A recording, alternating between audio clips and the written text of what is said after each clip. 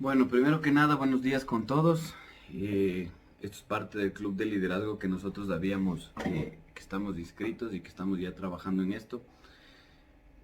A mí me tocó hablar sobre el libro de inteligencia emocional. Es un libro que escribió Daniel Goleman. Este libro fue editado por primera vez en 1995. Él es un estadounidense, es psicólogo, también fue periodista y escritor. Escribió este libro, como les decía, en 1995. Fue uno de los libros que más se vendió en su rama, se podría decir, porque llegó en el lapso de 4 o 5 años a tener alrededor de 5 millones de ejemplares vendidos en 30 idiomas totalmente diferentes. Entonces, básicamente lo que yo había hecho es que he sacado un resumen.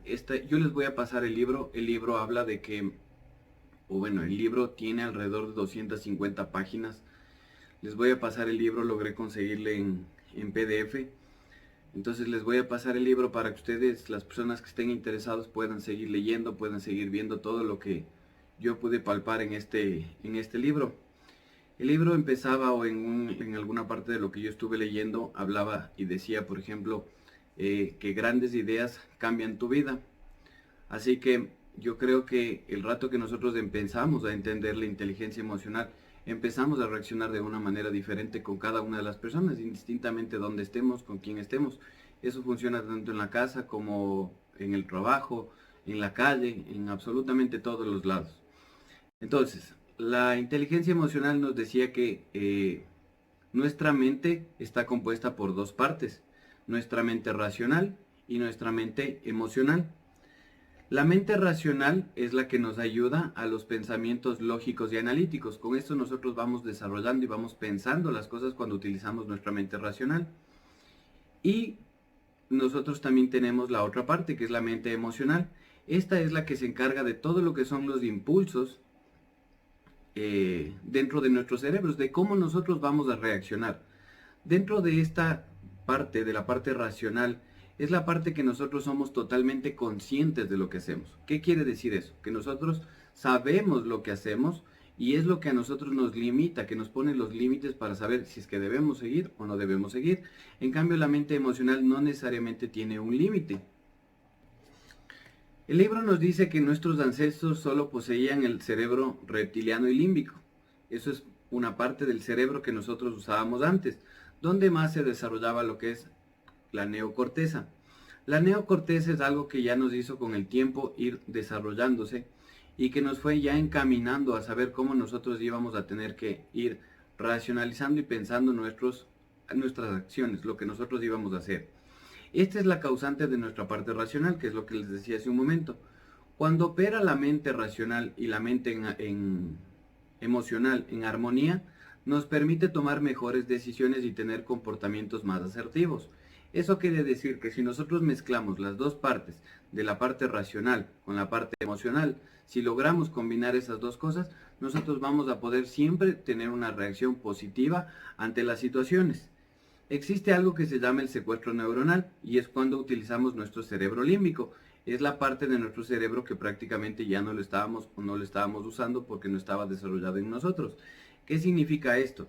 Que podemos tener comportamientos irracionales. ¿Cómo? Estos comportamientos irracionales son como es prácticamente viene a ser la ira, que está compuesto por gritos, insultar o golpear en algún momento en la calle, cuando estamos manejando, cuando estamos haciendo algo. Podemos o tiende a que esas iras que nosotros tenemos llegamos a ese punto de que queremos zafarnos de alguna actividad o de alguna cosa que nosotros, o de un sentimiento que nosotros tengamos, y llegamos a ocupar esa parte del cerebro. Esto conlleva a que debemos controlar nuestras emociones. Las habilidades de una persona van más allá del intelecto.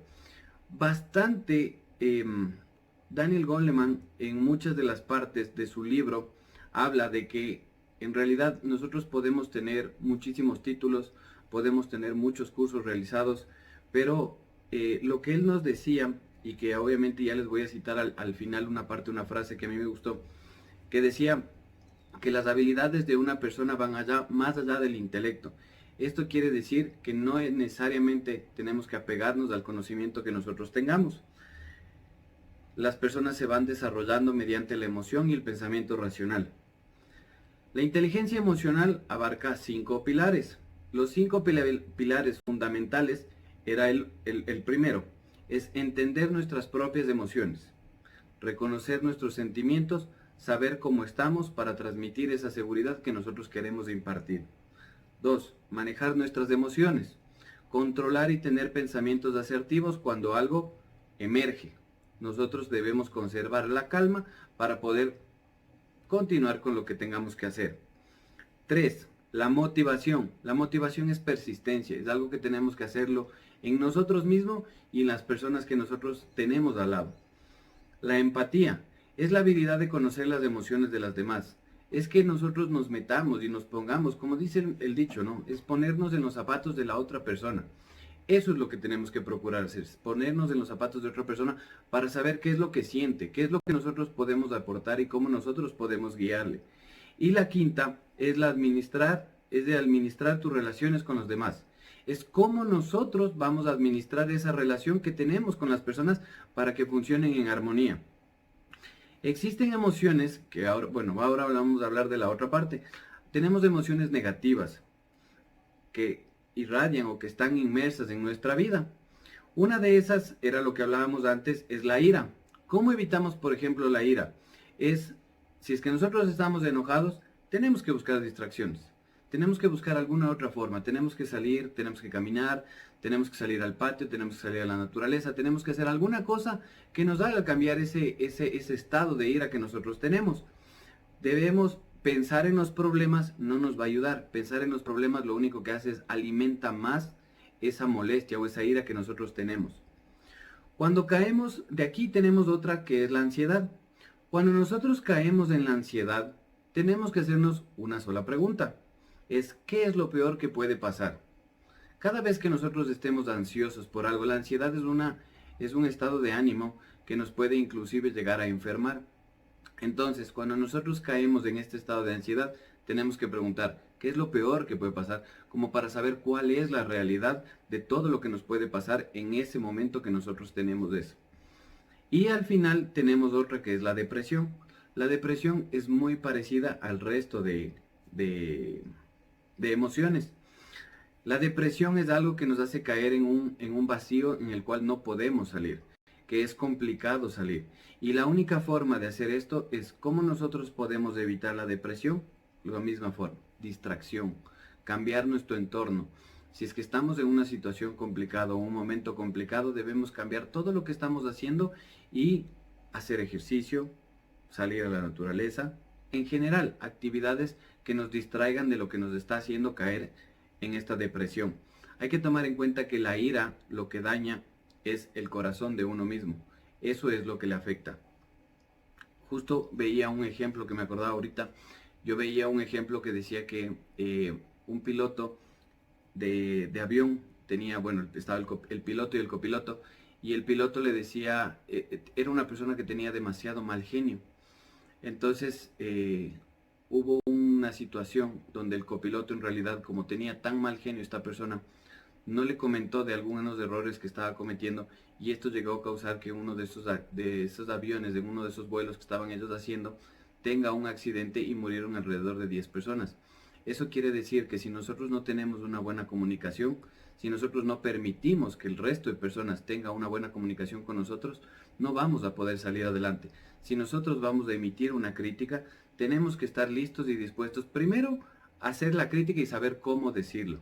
Segundo, a que el momento que nosotros hagamos la crítica, tener ya una respuesta, ya tener una solución a eso. O sea, a mí no me parece esto, pero te propongo que hagamos esto. Entonces podemos ya transmitir esa respuesta, que es lo que nosotros necesitamos, o esa alternativa para solucionar eso. Y que también estemos dispuestos a recibir una crítica cuando en realidad algo no está funcionando correctamente.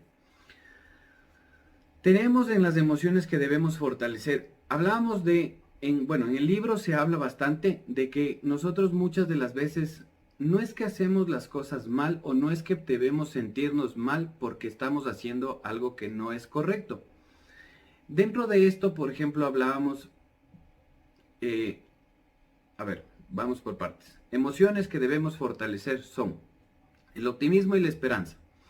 Estas generan grandes expectativas sobre nuestros resultados. Si nosotros si nosotros somos optimistas y tenemos una esperanza, eso quiere decir que nosotros vamos a estar muy pendientes de nuestros resultados para que lo podamos conseguir. Entonces, el optimismo es tener debilidades, no es malo. Tener debilidades es bueno, porque cuando yo tengo debilidades, puedo hacer de esas debilidades una oportunidad de mejora.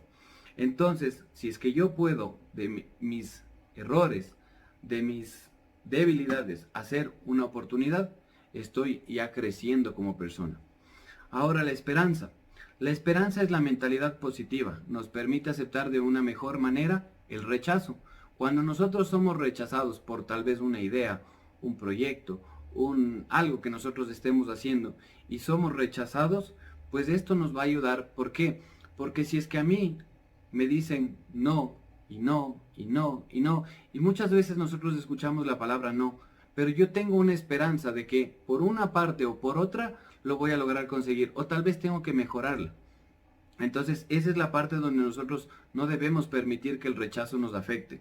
El rechazo para nosotros tiene que ser una mentalidad positiva donde nosotros podamos seguir adelante. Ya, ese era un ejemplo que yo les había puesto aquí. ¿Qué creen ustedes que pasaría si es que nuestro jefe fuera un ogro?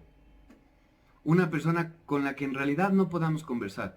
Una persona con la que en realidad no tengamos un feeling, una relación que nosotros podamos entendernos día a día. ¿Qué es lo que va a pasar? Ahí básicamente es lo que les decía hace un rato. Ese rato se rompe la comunicación. El rato que se rompe la comunicación nosotros no podemos avanzar. Dependemos de esa comunicación para nosotros poder seguir adelante. Si es que nosotros tenemos una persona con la que no podemos hablar, ¿cómo esperamos poder trabajar en equipo? Ahora yo les pregunto exactamente lo mismo. Si ahora nosotros somos el logro de la otra parte, ¿cómo creen que se van a sentir las personas que están o que son nuestros supervisados hasta cierto punto? ¿Cómo creen que ellos se van a sentir el rato que necesiten conversar con nosotros? Eso quiere decir que nosotros siempre debemos estar dispuestos o prestarnos para el diálogo, porque van a haber cosas en ese diálogo que nosotros vamos a poder aprender, y ahí entran todo lo que son las emociones. Aprendemos a ver cómo la gente quiere que nos conozca. Entonces eso es lo que nosotros necesitamos transmitir, seguridad para que ellos puedan venir a conversar y a decirnos las cosas. Esto dañaría la comunicación, sería nula o mínima. No debemos irritarnos y saber escuchar los demás puntos de vista. Siempre debemos escuchar las dos partes. Estar abiertos a aceptar las críticas. Una frase importantísima que también encontré: un líder no domina, persigue metas con el resto de su equipo. Entonces, para nosotros, yo pienso que debemos dejar de dominar y perseguir las metas que nosotros queremos de aquí en adelante. Yo les había dicho que encontré una parte que decía, ¿cuál es la teoría de Goleman? En resumen, la teoría de Goleman de la inteligencia emocional es que afirma que se requiere algo más allá del intelecto para que nos vaya bien en la vida, y que la inteligencia emocional es la clave del éxito personal. En conclusión, para mí, una de las cosas que más me impactó este libro fue que nosotros debemos aprender a escuchar. Debemos dejar que la gente nos diga muchas de las veces los errores que estamos cometiendo, aceptarlos de una forma madura, aceptarlos de una forma como líderes que somos, y en función de eso, poner nuestro granito de arena para empezar a caminar, para poder seguir y no quedarnos, avanzar. Tenemos que cambiar todos. Me gustó mucho el libro. Espero que este resumen que les estoy pasando ahorita de casi 15 minutos les ayude. Y como les comenté en el principio, les voy a pasar el libro a las personas que estén o que les interese leer. Pues ahí lo tienen. Muchísimas gracias. Que les vaya súper bien.